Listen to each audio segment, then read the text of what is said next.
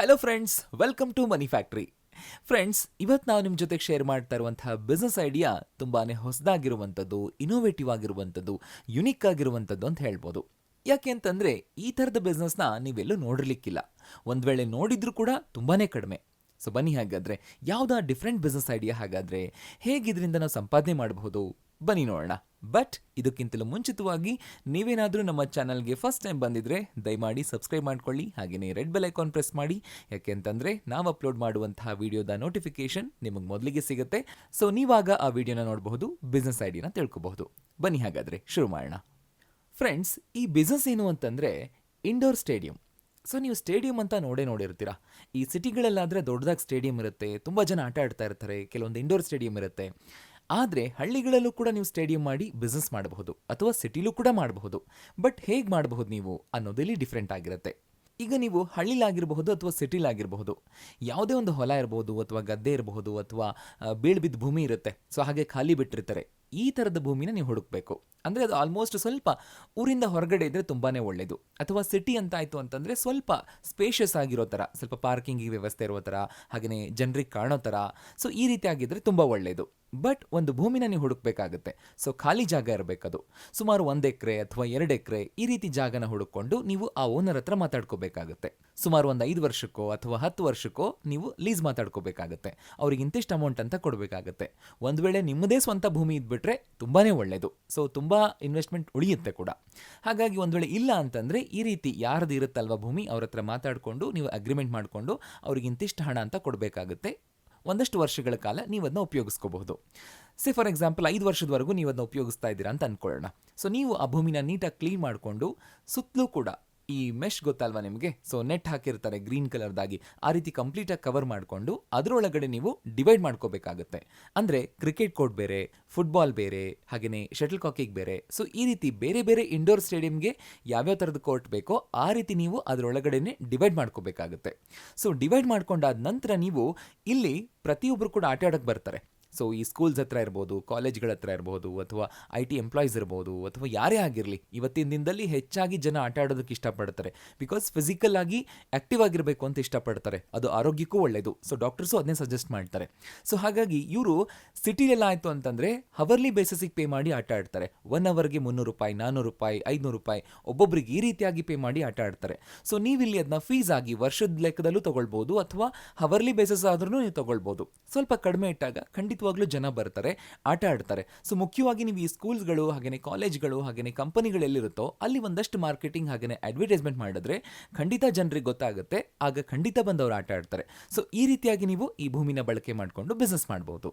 So friends, ಇಷ್ಟೇ ಅಲ್ಲದೆ ಇದರೊಳಗಡೆ ನೀವು ವಾಟರ್ ಬಾಟಲ್ನ ಮಾರಾಟ ಮಾಡಬಹುದು, ಜ್ಯೂಸ್ ಮಾರಾಟ ಮಾಡಬಹುದು, ಹಾಗೆಯೇ ಹೆಲ್ದಿ ಫುಡ್ಸ್ ಮಾರಾಟ ಮಾಡಬಹುದು. ಸೊ ಇದಕ್ಕೆ ನೀವು ಸ್ಟಾಲ್ಸ್ಗಳನ್ನ ಮಾಡಿಕೊಂಡ್ರೆ ಅದರಿಂದನೂ ಬಿಸ್ನೆಸ್ ಆಗುತ್ತೆ. ಸೊ ಹಾಗಾಗಿ ಇದು ಕೂಡ ಒಂದು ಸೈಡ್ ಬಿಸ್ನೆಸ್ ಆಗಿ, ಅಂದರೆ ಅದರ ಜೊತೆಗೇನೆ ಇದು ಕೂಡ ನಡೆಯುವಂಥ ಸಾಧ್ಯತೆ ಇರುತ್ತೆ. ಬಟ್ ಇದಕ್ಕೆ ಬೇಕಾಗುವಂಥ ಲೈಸೆನ್ಸ್ನ ತಗೋಬೇಕಾಗುತ್ತೆ.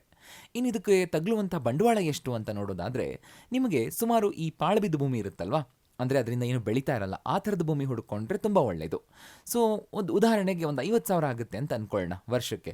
ಸೊ 5 ವರ್ಷಕ್ಕೆ ನೀವು ಮಾತಾಡ್ತೀರಾ ಅಂತಾಯಿತು ಅಂತಂದರೆ 2.5 ಲಕ್ಷ ರೂಪಾಯಿ ಆಗುತ್ತೆ. ಸೊ ನೀವು 2.5 ಲಕ್ಷ ಕೊಟ್ಟು ಅಗ್ರಿಮೆಂಟ್ ಮಾಡಿಸ್ಕೋಬೇಕಾಗುತ್ತೆ, ಲೀಸಿಗೆ ತೊಗೊಳ್ತೀರಾ. ನಂತರ ಒಳಗಡೆ ನೀವು ಅದನ್ನ ಇಂಟೀರಿಯರ್ ಆಗಿ ನೀವು ಒಂದಷ್ಟು ಮೆಟೀರಿಯಲ್ಸ್ ಆಗಲಿ ಅಥವಾ ಡೆಕೋರಮ್ ಆಗಲಿ ಮಾಡಬೇಕಾಗುತ್ತೆ. ಸೊ ಗ್ರಾಸ್ ಇರಬಹುದು, ಗ್ರೀನರಿ ಇರಬಹುದು, ಅಥವಾ ಪ್ರಾಪ್ಸ್ ಇರಬಹುದು, ಜನರನ್ನ ಅಟ್ರಾಕ್ಟ್ ಮಾಡೋದಕ್ಕೋಸ್ಕರ. ಸೊ ಜನ ಅಟ್ರಾಕ್ಷನ್ ಇದ್ರೇ ಬರುವಂಥ ಸಾಧ್ಯತೆ ಹೆಚ್ಚಾಗಿರುತ್ತೆ.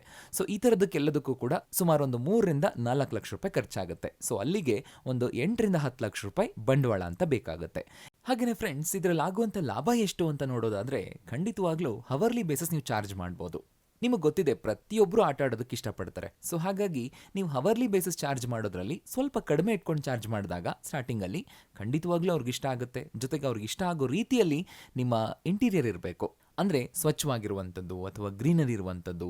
ಸೊ ಈ ರೀತಿಯಾಗಿದ್ದಾಗ ಖಂಡಿತ ಇಷ್ಟಪಡ್ತಾರೆ, ಅಟ್ರಾಕ್ಟ್ ಆಗ್ತಾರೆ. ಜೊತೆಗೆ ನೀವು ಇಯರ್ಲಿ ಕೂಡ ಚಾರ್ಜ್ ಮಾಡ್ಬೋದು ಅವ್ರಿಗೆ, ವರ್ಷಕ್ಕೆ ಇಂತಿಷ್ಟು ಅಂತ ಕಟ್ಟಿಸ್ಕೊಂಡು. ಸೊ ಅವರು ಉಪಯೋಗಿಸೋ ರೀತಿಯಲ್ಲೂ ನೀವು ಹಣ ತಗೋಬೋದು, ಅಥವಾ ಹವರ್ಲಿ ಬೇಸಸ್ಸು ಚಾರ್ಜ್ ಮಾಡ್ಬೋದು. ಸೊ ಈ ರೀತಿಯಾಗಿ ನೀವು ಮಾಡಿದ್ರೆ ಖಂಡಿತ ಒಳ್ಳೆಯದು.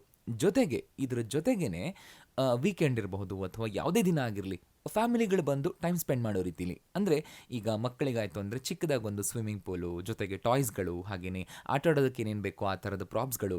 ಸೊ ಈ ಥರದಿಟ್ಟಾಗ ಅಂದರೆ ಒಂದು 2-3 ಅವರ್ಸು ಅಥವಾ ಓಲ್ಡ್ ಡೇ ಸ್ಪೆಂಡ್ ಮಾಡೋ ರೀತಿಲಿ ಏನೆಲ್ಲ ಮಾಡಬಹುದು ಅನ್ನೋಂಥದ್ದನ್ನು ಯೋಚನೆ ಮಾಡಿ ನೀವು ಮಾಡಿದ್ರೆ ಖಂಡಿತ ಅದಕ್ಕೂ ಚಾರ್ಜ್ ಮಾಡ್ಬೋದು, ಅದರಿಂದನೂ ಬಿಸ್ನೆಸ್ ಆಗುತ್ತೆ. ನೀವು ಒಂದ್ಸರಿ ಈ ಬಿಸ್ನೆಸ್ನ ಶುರು ಮಾಡಿದ್ರೆ ನಿಮಗೆ ಐಡಿಯಾಸ್ ಬರುತ್ತೆ.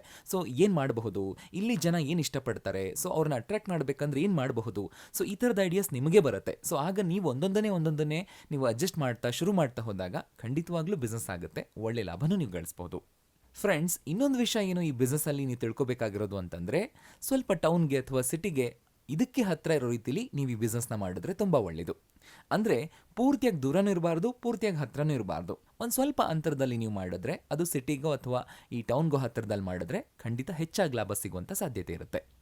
ಸೊ ಫ್ರೆಂಡ್ಸ್, ಗೊತ್ತಾಯ್ತಲ್ವ? ಹಾಗಾದರೆ ಮತ್ತೆ ನಿಮಗೆ ಉಪಯೋಗ ಆಗಲಿ, ಹಾಗೆಯೇ ಹೆಲ್ಪ್ ಆಗಲಿ ಅಂತ ಯಾರು ಈಗಾಗಲೇ ಈ ಬಿಸ್ನೆಸ್ನ ಮಾಡ್ತಾ ಇದ್ದಾರೋ ಅವರಿಂದ ನೀವು ಮಾಹಿತಿನ ಕಲೆ ಹಾಕೋದಕ್ಕೋಸ್ಕರ ಆ ಲಿಂಕ್ಸ್ಗಳನ್ನ ನಾನು ಡಿಸ್ಕ್ರಿಪ್ಷನಲ್ಲಿ ಕೊಟ್ಟಿದ್ದೀನಿ. ಸೊ ನೀವು ಅದನ್ನು ಉಪಯೋಗಿಸ್ಕೊಂಡು ಮಾಹಿತಿನ ಕಲೆ ಹಾಕಿ ಈ ಬಿಸ್ನೆಸ್ನ ಶುರು ಮಾಡ್ಬೋದು. ಸೊ ಈ ಬಿಸ್ನೆಸ್ ಐಡಿಯಾ ನಿಮಗೆ ಇಷ್ಟ ಆಗಿದೆ ಅಂತ ಭಾವಿಸ್ತೀನಿ. ಸೊ ಇಷ್ಟ ಆಗಿದ್ರೆ ಲೈಕ್ ಮಾಡಿ, ಶೇರ್ ಮಾಡಿ, ಹಾಗೆಯೇ ಬೇರೆಯವ್ರಿಗೂ ಇದನ್ನು ತಿಳಿಸಿ. ಅವ್ರಿಗೂ ಒಂದು ವೇಳೆ ಬಿಸ್ನೆಸ್ ಮಾಡ್ತಾ ಇದ್ರೆ ಅವ್ರಿಗೂ ಕೂಡ ಒಂದು ಐಡಿಯಾ ಸಿಗುತ್ತೆ, ಶುರು ಮಾಡ್ತಾರೆ. ಸೊ ಹಾಗೆಯೇ ಕಮೆಂಟ್ ಮಾಡೋದನ್ನು ಮರಿಬೇಡಿ. ಸೊ ನೆಕ್ಸ್ಟ್ ವಿಡಿಯೋದಲ್ಲಿ ಮತ್ತೊಂದು ಬಿಸ್ನೆಸ್ ಐಡಿಯಾ ಜೊತೆಗೆ ನಿಮ್ಮನ್ನು ಭೇಟಿ ಆಗ್ತೀನಿ. Thank you so much.